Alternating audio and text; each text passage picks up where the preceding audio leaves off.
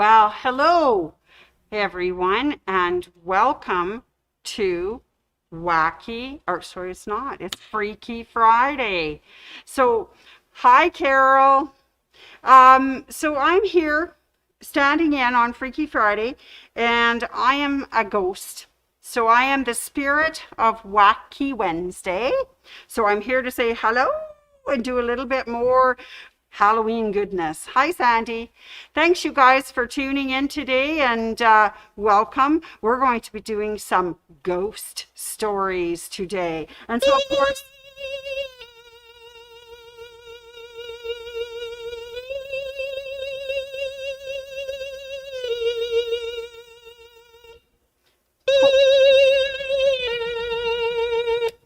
that's if I can get a word in edgewise from my little ghost friend here who likes to make a lot of noise. Anyways, welcome to Freaky Friday. And I just want to thank everybody. I stopped in yesterday to spend some time with Barb when she was talking about Halloween costumes and how that you can make some of your own costumes. And so I just want to say hello to the ones that were here on Thursday: Billy P, Teresa W, Rosalie NJ, Lorraine AS, Tina B, JC. Okay, I'm not sure if I'm live or working or not. It keeps sending me a little signal. But anyways, hi Jay. Our snow hasn't really accumulated. We've got mostly rain. So I just wanted to let you know that as good Albertans, we never really put away our snow shovels and snow boots, and we always carry our snow brooms in the car. So we're always prepared just in case. Anyways, thanks for worrying about us out here in not so snowy, but thanks in our pre-Christmas weather. Hello to Teresa S, Carol G, Michelle P, Rose L, and other people that are signing on now. Hi, Anne. PL. Anyways, just wanted to say, yeah, Billy was talking about her Rainbow Bright costume that she had, and that was kind of cool.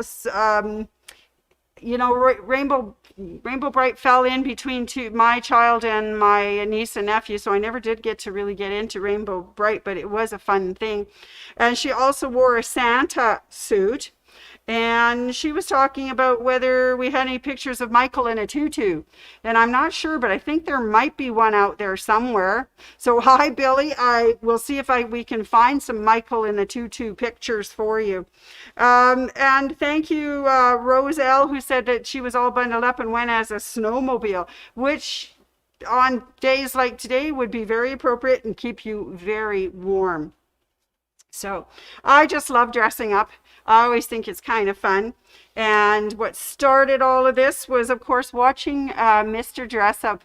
And he always had wonderful costumes in his tickle trunk. So I do like that. That is so much fun. So anyways, we're going to be having a short costume parade from the people on the floor. I'm not sure how many will actually come and visit, but I see one spooky costume coming now. So hi to Kathy D and Loanne, thank you. And may I introduce you to my first costume person. I'm afraid I have to put my hands up because she's an escaped convict and I don't want her to hurt me. So I'll let you have a look at my lovely costumed companion here. You might move the little guy out of your face. That's up there. That's you. Have a look. There you are. Anyways, welcome. This is our convict. I'm not telling names. You guys got to try and guess who these people are. Anyways, so that one is one of our few. I don't know if anybody else is coming. Oh, she doesn't know. So we'll see. Anyways, there's our convict. Off she goes. She's springing her way and heading out so the cops don't catch her. Anyways, so I am the spirit ghost of Wacky Wednesday. And I want to introduce you to my friend. This is Bones. He's the skeleton in my closet. And he's a talker. He loves to talk. He says really... I go inside with you, but I don't have the guts. he says some really weird things, and you know what? He sticks his eyeballs out and his tongue out, and he just makes some fun out of everybody. Hey, wanna hang out sometime? So my friend Bones and I hang out all the time. He's not far from me. Whenever I need him, he's in that closet. Okay. Hey, you got the time? Oh, look at me. What do I care?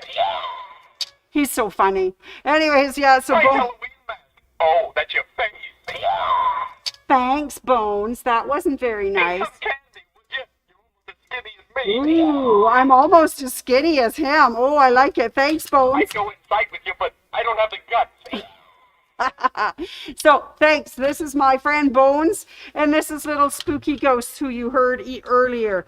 These are some of the favorite things we put out at Halloween, just to see if we can scare the kids, and it's more likely we scare ourselves. But anyways, welcome. So we were talking about costumes the other day, and I wanted to just let you know how I got started on this costumes business. My son in grade 5 decided he wanted to be a big frog for Christmas, or for Halloween. And I thought, how am I supposed to make a frog? I don't know. Anyways, down I went to the other quilt store, and I found a pattern for a frog. And it turned out to be a live, big, full-size costume. And this is how I got into my quilting group, is that I knew some people who were in the quilting group at Queensland, and I told them I was making a costume, and they said, oh, Sandy, come on over. You can be part of our group, and we'll teach you how to make a costume. So this is the costume I made for my son. I don't know, might have to dip down just a little so you can see his frog head. But he was big, and like in grade 5, Ian was almost as tall as I am, so he was a very large frog. Anyways, it came with a big frog front. And then for his hands, there were little middies. You stick them in and you had little frog middies. And his feet, he just wore his running shoes, and these slipped over top of his feet, and he had little frog toes. So he just loved this costume. But I have to tell you, it was probably really, really warm, and it may have been a cold Halloween, so probably a good costume for that, especially Alberta weather and whatnot. So that was how I got started making costumes, and also starting in my quilt group. Anyways, so that's my little intro to us. So Bones and I are going to tell you some jokes, because I have to tell you, I have another job. At my other job, as you know, there are at least 50 people underneath me. Yep, I'm a security guard at a cemetery. Ta-dum-dum. Oh, here, maybe you could woo-woo. That's too noisy to have all the woo-woos. Anyway, so why is a cemetery a great place to write a story? Because there's so many plots. Maybe we should make some woo-woo noises.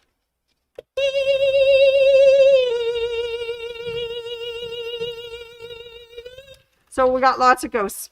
So I told all of these cemetery jokes to my son as he was growing up, so might be why he's kind of got a weird sense of humor. But why is a cemetery so popular? Well, because people are just dying to get in. Woo-hoo! And then, of course, every time we went by a cemetery, I'd say to him, so how many dead people are in that cemetery? Well, he'd rack his brain, and then he looked at me and goes, I don't know how many dead ones. He says, I said, all of them.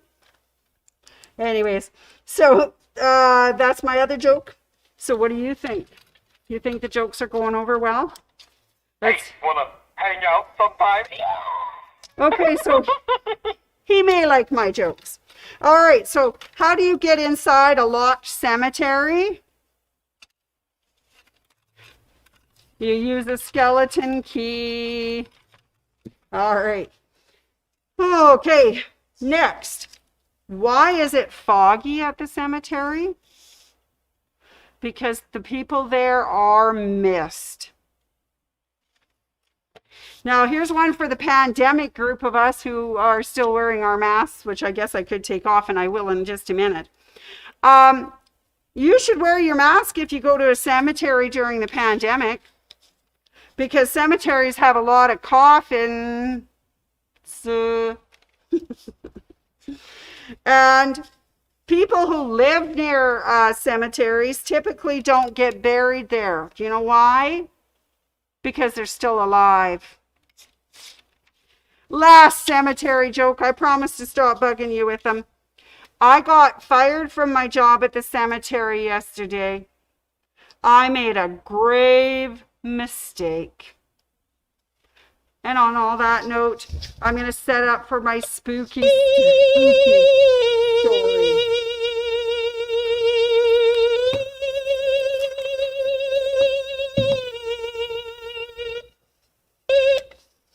All right, time for a spooky ghost story. Are you ready? Okay, ready? See how scary I look? Yeah, here we go. Okay, so in a small town not far from here, there was an old abandoned house.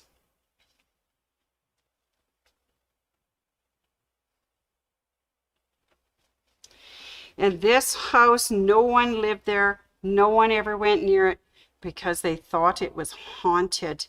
They thought there were ghosts.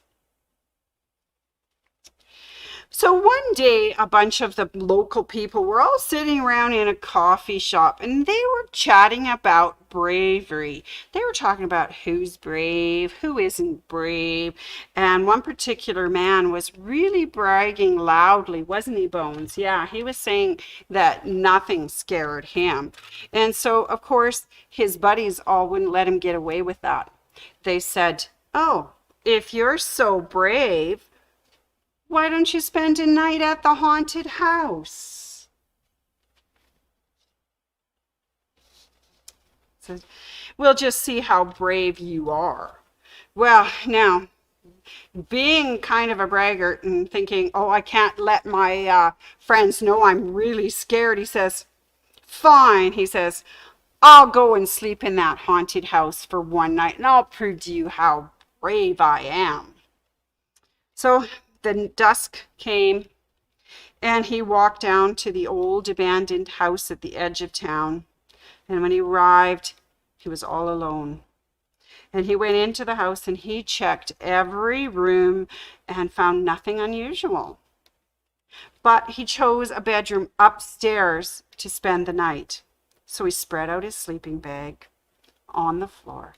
And he thought, well, let me just go to sleep, and then the morning will be here and I won't have to worry about anything and everything will be good.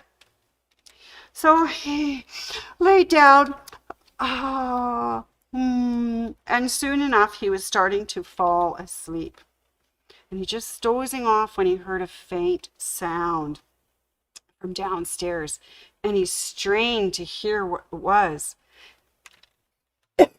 Sorry. It sounded like someone moaning these words. I am a ghost with a bloody finger. I'm at the front hall. Oh, he thought, oh, okay, he's just imagining things. It was probably just the wind. It's okay, he thought, it's all right. Then he heard it a bit louder. I'm a ghost with a bloody finger, and I'm at the bottom of the stairs. Sorry, I've got a tickle. Now his imagination is just running wild. He thought, oh, it's okay. I'm just going to go to sleep and soon it will be morning. Then he heard it even louder. I am the ghost with the bloody finger, and I'm at the top of the stairs. Oh, the man got so frightened he dove into his sleeping bag. But he could still hear the ghost coming. He could hear him. He was coming up the hallway. He was getting so frightened. I'm the ghost with the bloody finger, and I'm in the upstairs hall. Oh, the man was shuddering. He threw himself under his pillow, but he could still hear the ghost. It was coming closer and closer. I'm the ghost of the bloody finger, and I'm at the bedroom door. And the man was shaking in terror, and the door creaked open. I'm the ghost with the bloody finger, and I'm in the bedroom. And the man fainted away, and the ghost paused in the doorway and said, I'm the ghost of the bloody finger.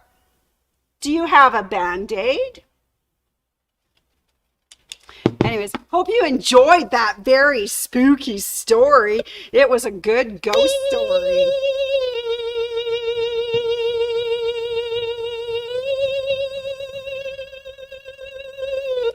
So anyways, that was fun. Mr. Bones and I had a good time today telling you a ghost story. And thank you, Mr. Ghost, as well, for hanging around and visiting with everyone. Now, today was just kind of a fun day because I didn't know I was going to do this. Anne asked me to come in and do a little bit yesterday. So here I am doing my last of my Halloween ideas. And if you do stop into the store tomorrow, I do have my 5th and final Halloween costume for tomorrow. Anyways, I do hope that you enjoyed my spooky story. I know it didn't take very long. It was only a few minutes today, but I hope you enjoyed it, and I do wish you a happy Halloween. And come up with some more of those great ideas for costumes and whatnot. And next week we start on some, I think, fun topics. I will be back on Wacky Wednesday. I think we were going to have another gnome visit. Anyways, I sure hope I can see you next week, and everybody have a good time and enjoy the pre-Christmas weather we're having.